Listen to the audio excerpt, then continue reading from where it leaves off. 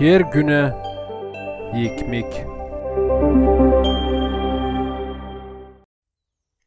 Kim bilir?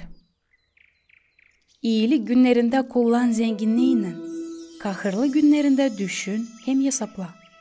İyi günü de, kahırlı günü de verdi Allah. Eklesiastikiyada 7. baş 14. yer. Kitayda anladarmışlar bir pilde bir adam için angisinin adı Sayveng.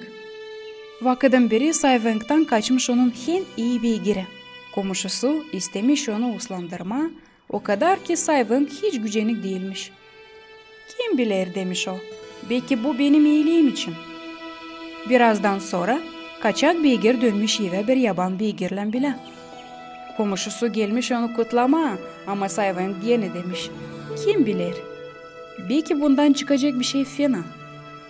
Onun oğlu savaşarak üretme yeni beygiri düşmüş onun üstünden yere, dıkırmış ayağını.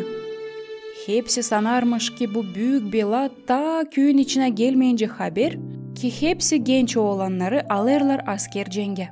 Ayağı kırık olduğu için genç çocuk kalmış evde da bu olay var nice olsun ki kurtardı onu ölümden cenkte. Bu historiada var büyük doğruluk.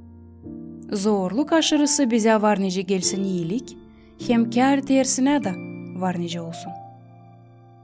İyilik görünen işten var nice gelsin zorluk. Bu ileriki ariflik pek benzer ona ne var yazılı Eklesiastikiyadında. Kim bilir ne var adamın yaşamasına dini isla. Eklesiastikiyada 6. baş 12. yer.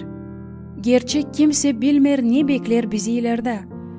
Ağır vakitlerden var nice çıksın islelikler. İyi vakitler var nice getirsinler büyük kahırlar.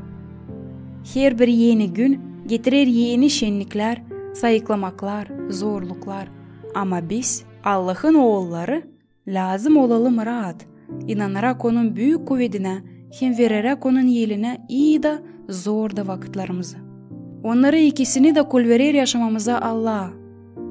O adadı olma bizimle, hem koruma bizi yaşamamızın her bir adımında.